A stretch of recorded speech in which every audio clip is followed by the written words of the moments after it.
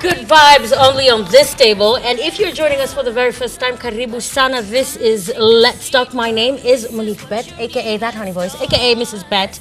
You can call me whatever.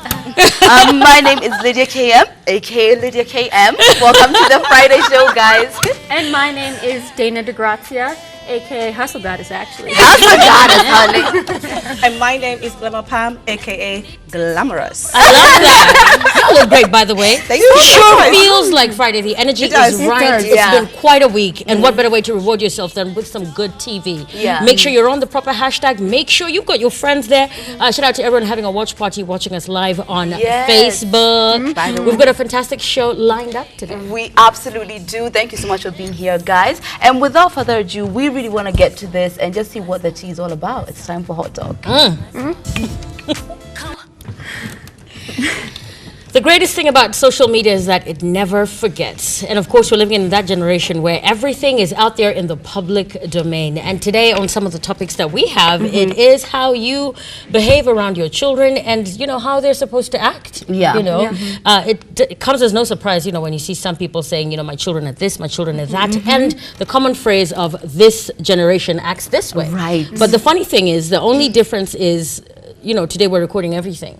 And there's a lot of young parents who are still social media savvy. They're doing things, you know, in the presence of their children. Children are exposed to a lot of content out there. So, you know, how children are behaving today is a matter of concern. But to me, it's not about the today. People have always behaved a certain way. It's just that today everybody's looking at it. So, you know, back in the day when we were growing up, you know, our parents were really strict, whether it was religious or traditional or whatever. They were guided by certain things. So how children are behaving today, is it entirely about the parents? I personally think there's external influence from many other places. And the way we do things in front of our kids, forgetting that they are learning us. Quick one. The other day, my daughter started speaking exactly the way I speak on TV. So I got this clip of her saying, my name is and I was just like, oh my goodness, she's watching me. And our children are watching us. What y'all think?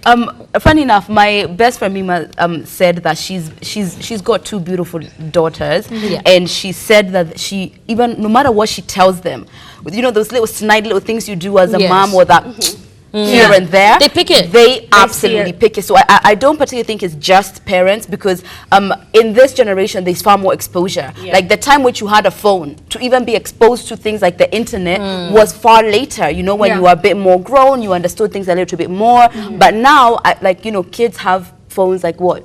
I had my first one when I was 13. So like this generation, I guess that's like, let's say, younger. You know what I mean? So I think those factors, but fundamentally I always see like what's happening at home. The things you think your kids aren't seeing. They're seeing. They're seeing. I think the question should be, are we cautious? Are we cautious? I don't think we're cautious enough. That's what I was going to say. I don't think we're cautious enough, because sometimes we do things and we're thinking, oh, you know, they know that I'm an adult. But the thing is, they will follow and they will pick up these things, because remember, you're their role model. So everything you do, from the time you speak to walk and eat, they imitate you. And the thing is, like, we don't understand like the factor where they also have the influence from school. They also meet with other kids that are from school, and they all talk about these little things because they're seeing all these things immediately at home. And I just feel like you said, it's not the fact that it's not happening and it's not been happening. It's like it's happening just much more now with the influence of also being modern and social media. So you know, my friend also has a baby, and everywhere she dresses and she goes, the child will go on her tiny little feet will put these big heels on and walk on and stand in the mirror and imitate her exactly how she is. So the influence is quite, it's actually there. It's there. I think as far as, because as someone who doesn't have kids, I can definitely say that I was lucky enough to have my parents kind of expose me to a little bit of everything. I think the issue now that's arising with kids growing up with social media, because, you know, when we grew up, I still remember before the internet, before kind of phones really big. But now you see Gen Z, those kids have it all. They're fully immersed. From the beginning, and and without it, they don't have the guidance, because a parent or a teacher or a guardian isn't there filtering everything they see. So I don't think that we can ever preach this idea of stopping exposing them from something, but I think parents almost have to sort of shift in their thinking. Okay, if I can't stop my children, how do I guide my kids? You know, how do I I'm also decide? very aware of the fact that I am the very first female role model my daughter will ever have. My That's a daughters really will good ever point. have. Yeah. And, you know, they are what they live. Yeah. You know, I cannot, you know, sit down with a book and say, these are the rules of life. It's just little things they pick up along the way. So, you know, where to draw the line between, yes, we're going with the times, but, you know, you have to be consciously feeding them with the right material, at least in the best way that you can, because life is out there. Things are happening. But yeah. A question, like, this is one thing what you hear parents, I guess, kind of speaking about, you know, I'm doing the right things. You might be exposed to the right thing, but maybe there's tension. You know, tension at home. Like, do we feel that's the same as the things that they're seeing? Yes. You know, also, apart from that, if I just want to add to your question, you know, in UK, they're very strict with smacking and spanking kids. So now, you know, when they find that you're going to spank your child and the kids are aware of it, they'll flaunt it in your face. You can't do nothing to me. I'm going to report you. So that also affects the influence and how you can discipline your child. Whereas in Kenya, it's different. So I think that also, you know, the matter of well, I'm old school with it. I've never sat on this table and given people, you know, the guide rules of life and how to raise the perfect child. But I have my rules in my home. And I'm very, very, very, you know, I'm things are going to go the way I say they're going to go because I'm passionate about it and I love my child and that's the best way I know how. I may not agree with how the next person does it, but I also feel that, you know, the guidelines should be straight from what you feel at home. These are the standard rules, you know, as I throw you out into the world, at least you're equipped to know that these are the things that I stand for, these are the things that I, you know, that's how you know what's right and wrong. Do you feel like when I believe this strongly because it's worked for me and my daughter, do you feel like when you don't discipline them from a young age and you let them grow to a certain age, then you start to discipline them, it doesn't work? Because I feel like if you're going to start something, I always say this, you have to start as you mean a lot to go on. And you have to start at a very young age so they learn that there's discipline and there's ways that you have to follow things and this is how it has to be. Because if you don't and they go up, the influence also out there is extreme. From school to friends, the friends that you associate them with also matters because a lot of kids want to be like, oh, I want to be like my friend. I want to be like, because they have this and they have that. And we can always be there. And you can always be there. But I think if you encourage your child and support them and you know make them realize that this is how life is and you're comfortable and you're happy that this, don't look at other people because everybody's different. I think when I'm a mom, that's a brilliant conversation. We must have that again. Like, when I'm a mom, I honestly do hope that you know, I guess every parent, most parents, you know, you're, as you said, you are strict because you love your child. You know, you're giving them what you feel is best, and you hope for the best. So, you guys, the hashtag is Ebru Let's Talk. Now, another topic which I guess it's constantly in the media. Even yesterday we touched on it with an example of someone who was, you know, I guess said that they were not living within their means. The question is, are you living within your means? Now, this is really more because social media, I guess, has come with this, look at me, look at how I'm living, this is my best life, living my best life kind of vibe, and everyone has a platform where you can go and you can compare, you know? So now people, I guess, are feeling more of a pressure to live a particular way, but the thing always boils down to, it's your pocket. You know, don't go to that hotel if you can't afford it. Don't buy that bag if you can't afford it. But people are doing it. So, you know, this generation or this times, are we living within our means? I think the pressure is on. And a lot of people are feeling it because I do get a lot of people coming to my DMs and asking me, I want to be like you. How do you do it? You know, because everybody wants it now. It's now. You know, I didn't get this just now. I had to work hard for it. I had to, you know, scramble for it. I had to thrive for it. I had to be consistent, motivated. I had to be inspired. You don't just get success overnight. We know that. And apart from that, talking about the media, for me personally, I'll talk for me personally. I just shoot anything, anywhere, anytime. And if it's good, it's good. If it's bad, it's bad. But a lot of the times it's good. So, you know, I am living. I'm living by my means because this is just me all over. Do you know what I mean? Because I feel like if I'm going to try to put a front and live beyond my means, there's going to be a point where I can't keep up. And then I'm going to have more pressure. And then, you know, it can bring depression and a lot of things. So I hear what you're saying, but for me, I think it's a lot of pressure for a lot of girls and a lot of young people because they want to compete, and we're giving them that picture that this is how it has to be, this is the good thing, this is what people want, when it's not necessarily the point. I will not post for a whole month than go and spend money where I can't afford so I can take that cute picture. No, I don't do that. Post I don't do whole that. month. When I'm there, I will post. But So, no. I did hear a phrase. I heard a phrase. You know, I like to sit with my, younger family just to know what the young people are talking about. Well, I heard someone say, I heard someone say, even if someone's not following you on social media, they're following you. So they care more about what people think than peace of mind. I'm all about peace of mind. So anything that goes beyond that for me is definitely, it's not going to fly. And since when did we take social media out of what it's intended for? It was not intended for certain things, but apparently, the psychological impact of what this has done. You've pointed out women and young girls, but even men. In Uganda, it was brought about, people living beyond their means and putting up, their flashy lifestyles there, especially when it comes to the traditional weddings and the big flamboyant things that people were doing. And a law was actually passed because a lot of young people were being discouraged to get married and settle down because it was all about, if I don't have the lavish, if I don't have this, then I'm not good enough and I cannot, have a wedding. So a lot of young people were just, shacking it up. So it was more like, this is a dysfunction, and you're creating a trend that you cannot keep up with, and your children's children, will bear the brunt of this. So it's unfortunate to see that, the psychological impact of this. Because half the time, there's people like me, and I know there's people like me, who are not paying attention to, like, we really don't care. Like I don't care. From the bottom of our heart. Are you okay? Are you okay? Are you okay? That's it. Did you sleep well? And also, doing well. It's relative.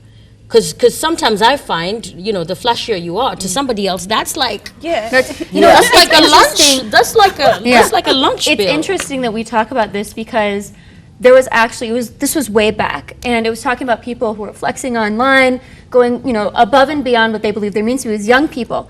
And it happened in the US. What was happening is these people were posting everything in their life, going very into detail.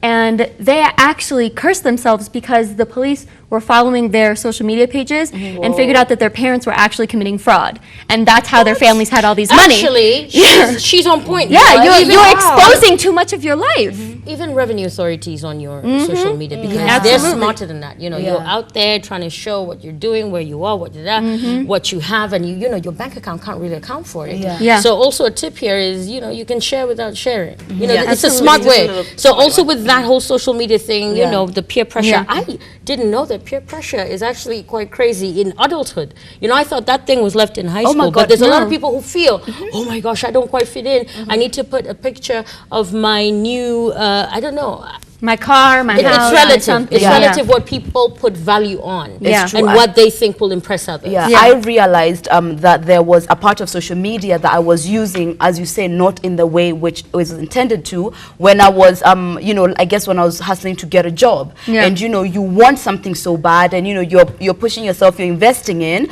and going on social media so that you can kind of, let's see what other people are doing. Number one, gives you a negative relationship with what other people are doing and other people's success, and it also makes you feel like you're not doing anything. So when you get to a point where you see social media is making you feel bad, anyone who you follow that makes you feel bad or doesn't make you feel good, you gotta cut it out. Also, if you have issues with yourself, figure it out. Social media it's not about what people post if it offends you. So before you give someone a double tap, give them a hug. Okay? Maybe they're dealing with their own thing. Let's avoid what we can almost call a little bit of like social media psychosis. Don't drive yourself crazy following something. Because at the end of the day, you're either gonna push hard and hustle for it, or it's not gonna happen, and you're still gonna have a good life. You don't have to measure yourselves from expectations that you don't know the entire details of.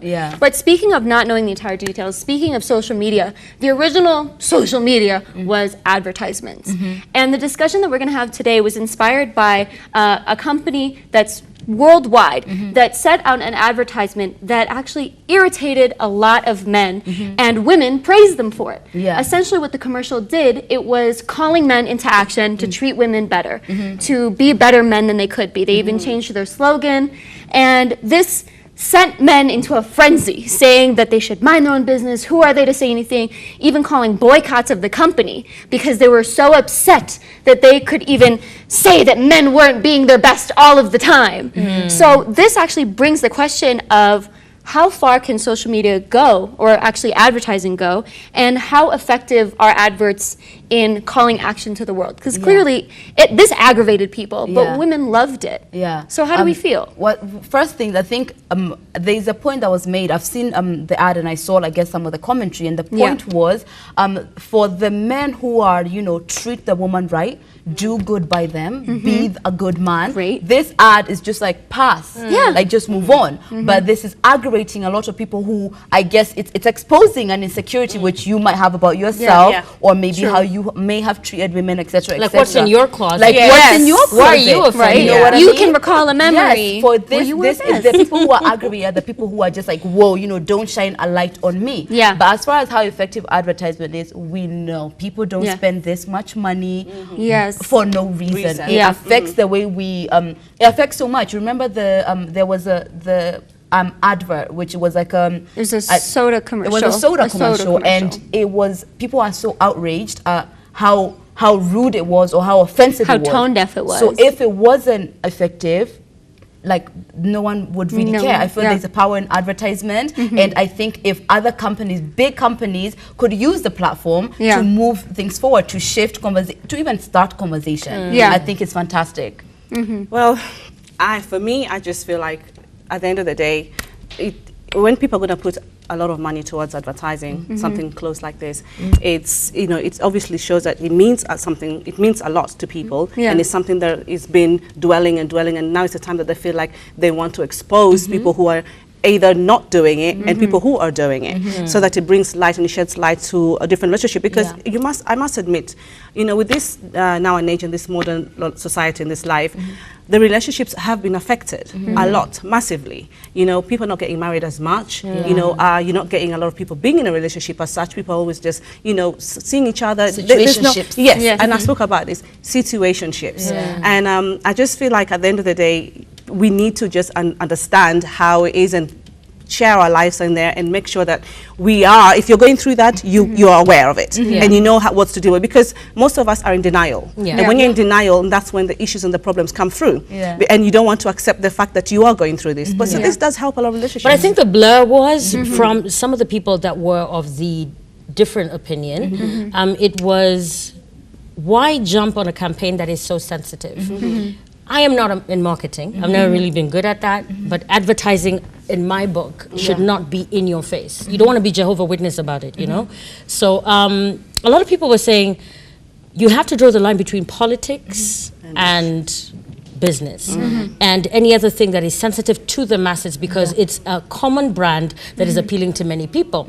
So personal opinion, even if it was in a board meeting and one of the people in there, a woman perhaps, or one of the men there said, let's do a campaign about this. A lot of people found it a little bit insensitive to be writing a campaign on something that is that personal and something that is that that sensitive. I will call it political because it is. And a lot of people disagree on it. So it's a major risk. However, this is not something they may not have known, because they knew any conversation is conversation in our direction, traffic to us, which I think why there is uproar is because there's many other ways to promote your brand than ride on it. There's another food chain that got backlash for something similar because there was a certain campaign happening at the time and they rode on it. I feel that kind of makes sense. If you're talking to a specific group and your product is targeting a specific group, that's different. But if you're talking about men in general, a lot of men felt attacked because the brand in question is about all men. So the argument was all about targeting a specific category of men who are not doing right by women. So if the issue is generalizing, a lot of people felt directly attacked. Listen, I don't care what you think as a brand. I care about buying your product and using it for whatever I use it for, not what your opinion is. And that is the issue, and that is why there was an uproar about it. But then again, that is why it's a conversation. And it is a top search this week. People are talking about it. What do you think? Were you offended? Were you not? Is it a big deal? Get on the hashtag Ibru Let's Talk. Honestly. Right, we're going to move on swiftly to the next topic. This I have to speak personally. Well, currently I think everybody knows about this new well, they're not new, but new relationship with this celebrity who are well known, and they met in a club. So my question is, does character define, or would character define where you meet, like in relationships? For example, in clubs, in weddings, in funerals, and in other relationships. For me, I think it does, because I have met, my previous past relationship, I've met someone in the club, and I just felt like, well, we had something going on. It didn't last because I just felt like, I don't know, I didn't take them seriously to start with. Like, well, I mentioned the club, so do you think that's what it is? Yeah, it's the place and how we met. And I just think also the people who I met with, and I was just like, okay, if this is, I tried it, it didn't work for me. But I've also had a previous relationship where I met someone at my office where I was working, and it kind of went quite well. So I don't know if it's just the people or if it's actually the environment. What do you guys think? Especially with guys, I've heard a lot of guys make this point. All Like the time. meeting a girl at the club is a no-no. a confirmed no. I've heard plenty of people who say that they wouldn't take you seriously because you met in the club. Mind you, you're in the club That's with what I me. was just thinking. I was like, but well, we're both for in me, You're judging yourself. I know. Yeah. For me personally, You're tearing yourself down. unless I'm wherever I've met you, I'm in myself. Yeah. So there goes the end of it. I've never had a problem with where I've met someone.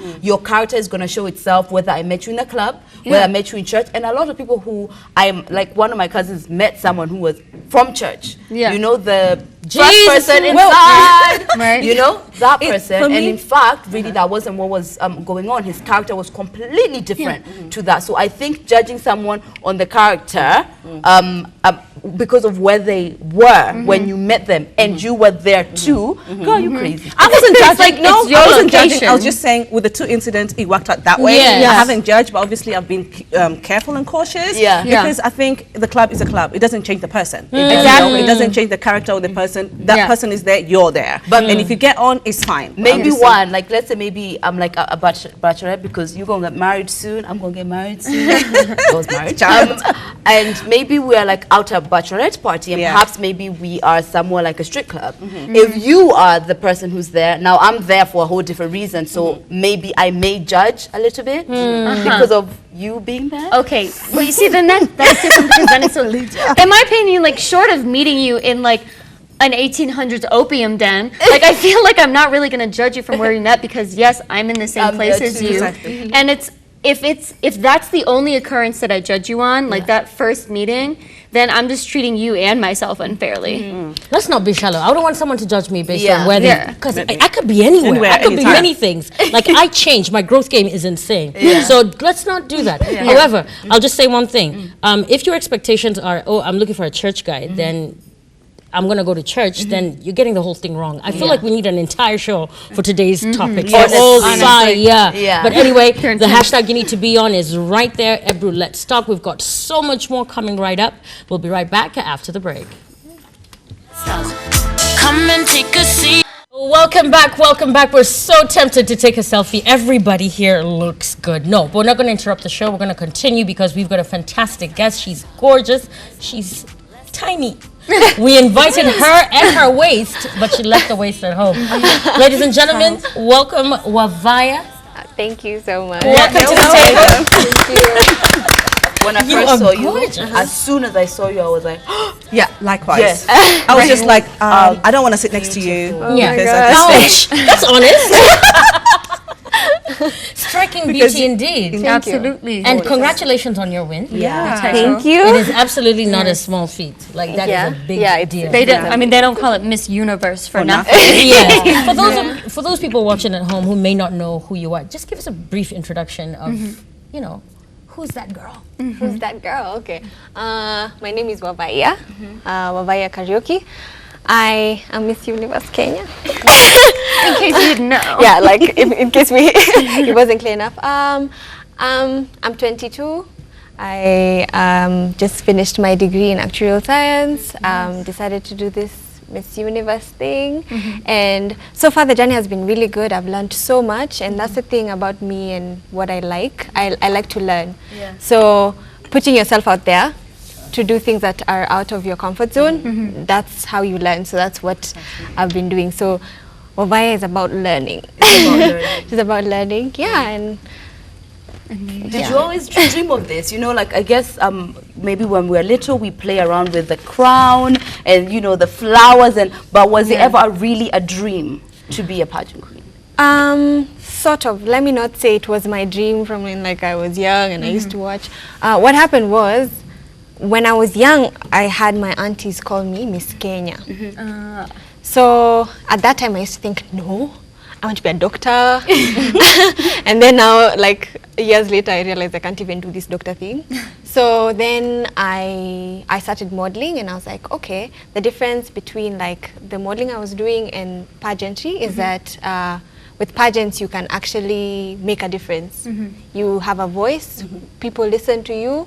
So whatever you say, there's a lot of people who are listening. So I was like, okay, pageant, let me give this pageant thing a try. And so yeah, this is where we are now. Okay. What is it about pageantry? Obviously it drew you because you wanted to have a voice. Why did you want to have a voice? What do you want to speak about?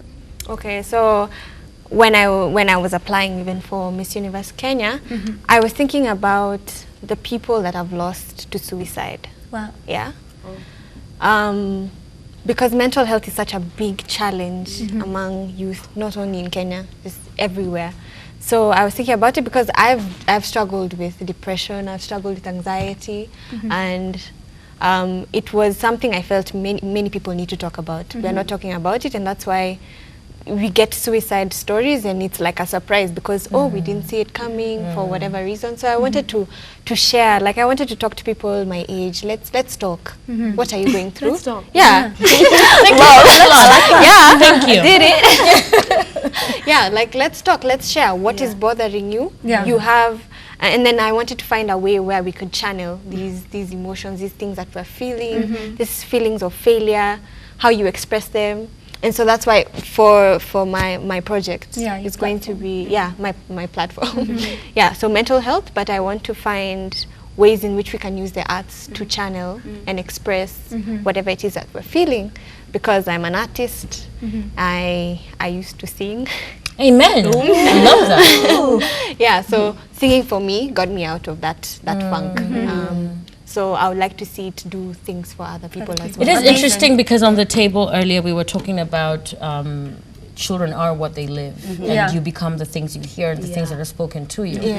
And we cannot put more emphasis on how much the impact is. You know, see, you see 30-year-old women, 40-year-old women still having baggage that they never quite addressed. I think it's brave of you to come here and talk about the fact that I had depression, I went through this, I went through that. Do you think a lot of young women are battling with the same thing, but it's harder to speak without a platform as big as yours? Maybe she's just Jenny from the block, but she can't quite say, listen, I'm dealing with this.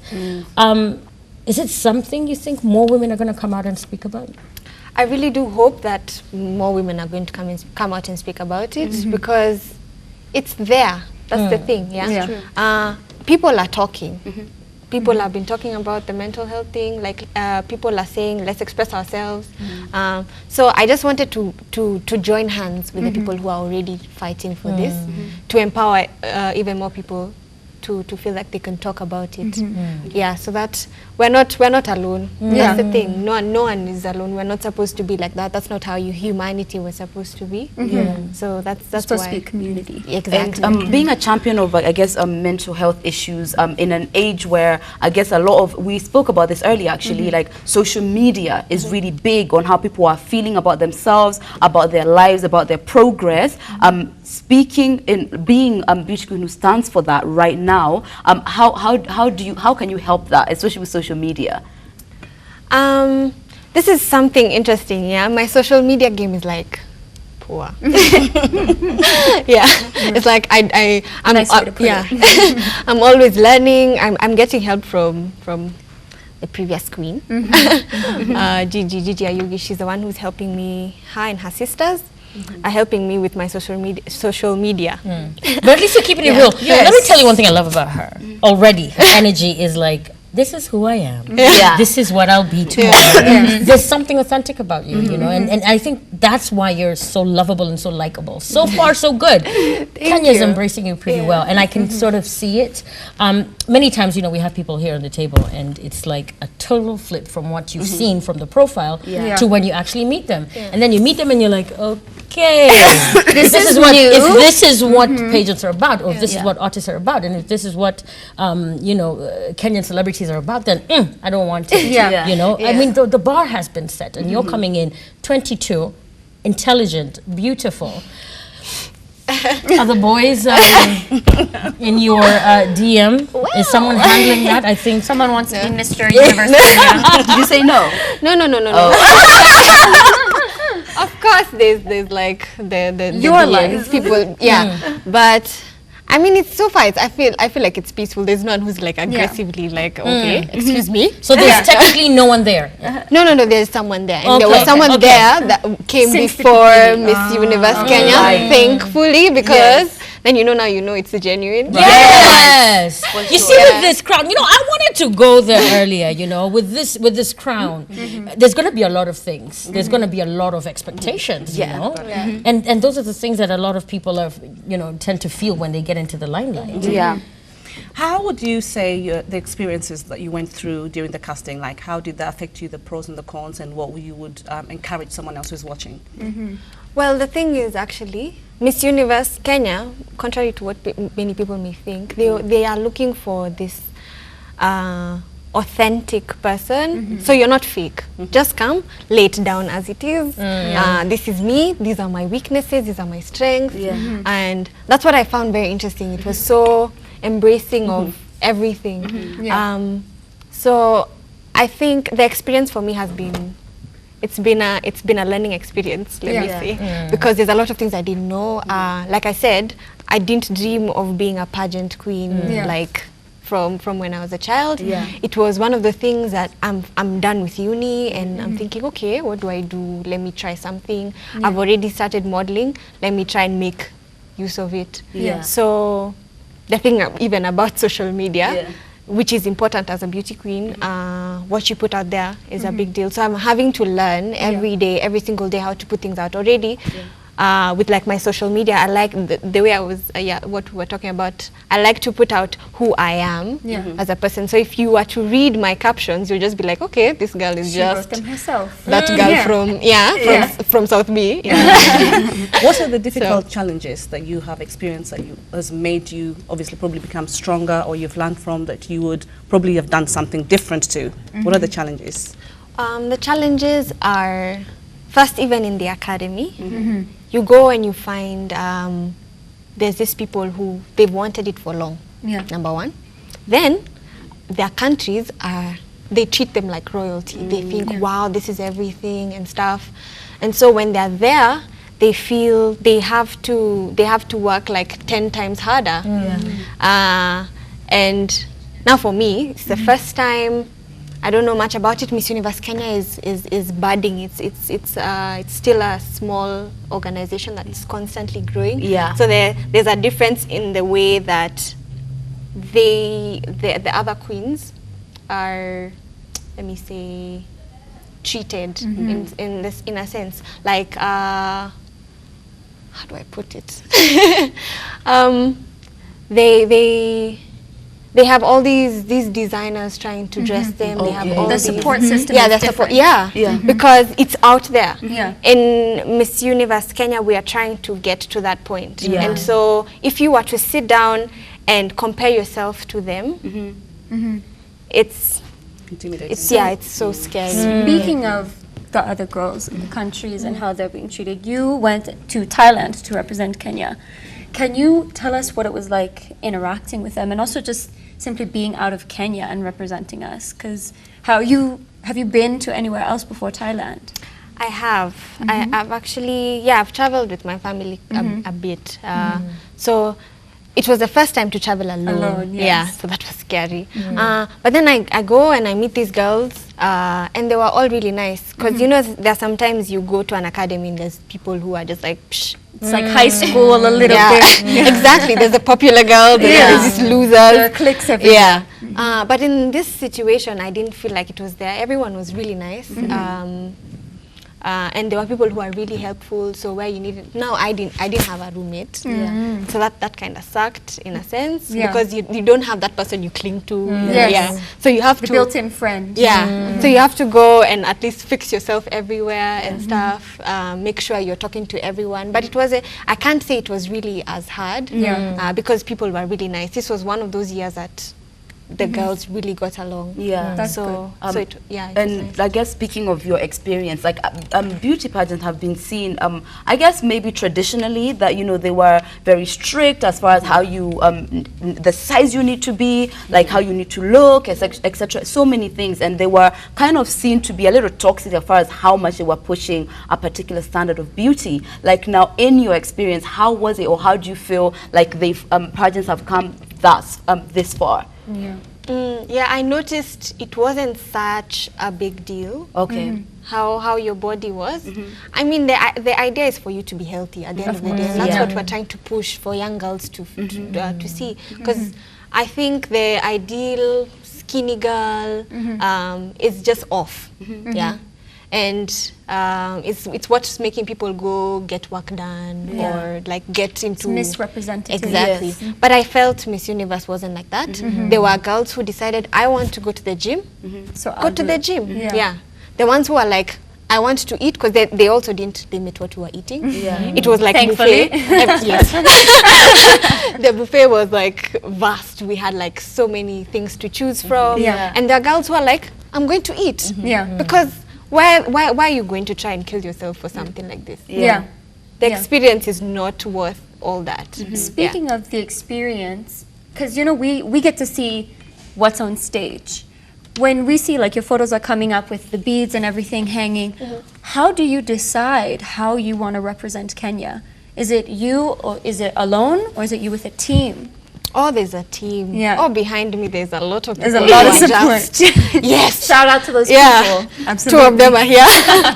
Yeah. So they're the ones who I was crowned among the last. So there's a lot of things that we're trying to do last minute. Yeah. Being someone who doesn't know much about pageantry, it's hard to even know what the things you need. Yeah. So they are the ones who like called the jewelry designer, Epic African Jewelry, who made my I follow them. They're Yeah. amazing. But yeah. Yeah, so she contacted her and then got me this whole Yeah. outfit, the beadwork, and Yes. then the dress that was underneath. They also sorted me out. They got me the people who sponsoring my outfits, including what I'm wearing right now. It's Val's Couture. Yeah, they partnered with Backyard Shoes. Yeah. They partnered with House of Kaji. So they do a lot of partnerships to make sure by the time you're going over there, You're supported. you look Yeah. like a real Kenyan queen. I'm curious. You're a young girl, 22, thrust into the limelight. Of course, you've got handlers. I should have told those people who make things happen. Get me my lipstick, you know. What do you do when you're not, I'm sure you don't have the tiara all the time. Yeah. What do you do when you're not, Miss Universe. doing your role as, a beauty queen? Yeah. What else do you do? What are your interests? What are your hobbies? You said you love music. I love music, yes. I said I used to sing. I still sing, but I suffered a small injury that caused me not to be able to sing as well as I used to. But I also play the violin. Wow. Nice. So I teach violin at a school near where I live. What else do I do? So It's hard to separate yourself sometimes. yeah, is it? I mean, no, I'm just kidding. It's barely been like 2 months. Yeah, so then I like to hang out with friends. I'm just that girl who I like a good laugh. Yeah. I talk a lot. Obviously, yeah. I love that. Wabaiya from the top. It's actually a plus. It Yeah? is. It's actually It a plus. is. You're going to be doing a lot of interviews and a lot of runs, and Yeah. a lot of things are going to be, coming after you. Sky's the limit. It's just the beginning. And if you are chatty and you know how to sell yourself, it's an actual plus. Yeah. Absolutely. Do you have some changes that you've noticed or has happened since before and since you became, you're the Miss Universe Kenya? Some changes. Yeah. I'm very plain in the way that I dress, in the way that I just go about my stuff. Has that changed? Yeah. Dramatically? Kinda. When there's no cameras, Okay. I retract to my usual self. But now That's a thing. I worry when I'm coming out and someone wants to take a selfie and I don't have lip gloss on. Oh my goodness. Or so those are things I never used to really care about. Now I've learned how to do my makeup. I didn't know how to do my makeup, but they sorted me out. They got me a course with Makeup by Rose. So like today I did the look myself, and it's been like, you look fantastic. Wow, milestone. So that's another thing that has changed. Now I can do my makeup. So now I think about how I look more than I used to. Wow, she's pretty cool, and I think she's ready for game time. Oh my goodness. We are so excited we're gonna put Miss Universe Kenya to the test. So without further ado, it's game time. All right, this is one of our classics. It'll be interesting how you fare in that outfit because it is so fabulous, but it is not conducive to dancing chairs. Yep. So we're going to dance on the chairs. Who's going first as I ask? I think let's compete this way. This way, and us us three, two, and then the last one and us three. Nice. You know, I don't want to get up with two beautiful women in like That's a beautiful low gowns, chair. but it is a low chair. So I guess here we are and first. Glamour Pump is so Ladies, competitive. please do not leave. I was me waiting hanging. for that. You're absolutely going to get You don't want to hurt. damage You're it. out trying to break it. Yeah, it's okay. You can put it on. Oh, you want to leave it off? I knew he I was think gonna I would say be that. in it all day. Really? No. But you don't want to drop it. You're I'm much a more humble competitive. queen. Grace. Grace. It's all about grace. All right, so there we are. There's the music. Let's So we're see just how going to this- dance around and we fight over the chair. Guys. I like the song. Yeah, we're just Oh! That is an absolute tie. Everyone's a winner. Yes. That's a first for season. That's the first time for season 3. Amazing. You come here and you win our game. I'm all about winning, you know. So you can see it. But you know, your humble bragging is really what it is. Team. It's hard to brag so much when you got a little cute face like that. Look, team power. Congratulations on the win and congratulations on everything that you're doing. You know, it's that girl power on Yes. this table, and it's all about encouraging each other and supporting each other. Moving forward, we're going to see a lot of you in 2019. The year has just begun. You're an ambassador of this country. All eyes on you right about now. What should we look forward to before we sign out? Well, I'm going to be working with Smile Train. So I'm going to be creating awareness for Smile Train, which is charitable, a charity organization that deals with cleft lip and palate. Yes. So I'm going to be working a lot with the kids who are getting the surgeries and stuff. And then, of course, my platform on mental health. So I'm going to be talking a lot about it. Hopefully I'll have an event towards the end of my reign that brings together artists. So if anyone is interested and feels like they can join me in this journey, you are welcome. Amazing. Fantastic. Yes, let's do it. Isn't she just one of those amazing guests to have on the show? You're so lovable. You know? And you spoke about your DMs. Where can people by the get way. you? Yeah, I think we can do DMs. Yeah. Let me just. And you can filter them. Am I ready? Yes. Let's do it. How do people follow you? How do people Social follow media. me? Oh, my social media. I'm Wabaiya Kariuki. WABA IYA. On Instagram and Facebook. On Twitter, I'm Wabaiya K. I think that's it. So I'm Wabaiya Kariuki everywhere, and then That's Twitter, I'm beautiful. Wabaiya. You know, you are exactly what I would want my queen or my pageant winner to win. yeah, my yeah, beauty queen to precisely. be. Really? You are like the best Absolutely. guest we could have had Yes. to end this week. It's been an amazing week. It's been so fresh, and the Friday energy tends to be like high and energetic. So Needs to be. thank you so much for being here, and we wish you nothing but the best in your reign. Everybody, please go follow her, go talk to her, go DM her, everyone. Thank you so much for being here. Thank you for enjoying Friday Tea with us. And don't forget, we will be having a very special meet and greet of our own. So definitely check out Ebru TV Kenya on that page, and you might just be the one who is sitting here, maybe having a conversation with us.